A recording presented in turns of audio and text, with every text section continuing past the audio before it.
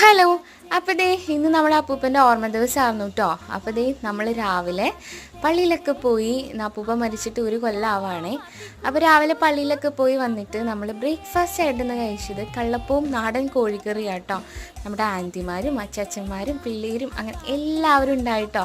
അപ്പോൾ എന്താ പറയുക, വൈബായിരുന്നു എന്നൊക്കെ.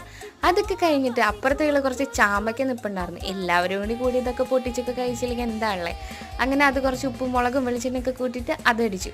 അതൊക്കെ കഴിഞ്ഞിട്ട് ലഞ്ച് വിഭവസമൃദ്ധമായിരുന്നു കേട്ടോ.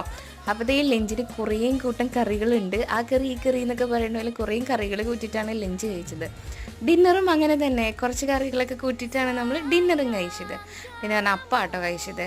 അപ്പോൾ നമ്മുടെ വീഡിയോ ഇത്രയേ ഉള്ളൂ. നമ്മുടെ വീഡിയോസ് ഇഷ്ടമാണെങ്കിൽ എന്ത് ചെയ്യുക, ഒന്ന് സബ്സ്ക്രൈബ് ചെയ്യുക, ലൈക്ക് ചെയ്യുക, ഷെയർ ചെയ്യുക.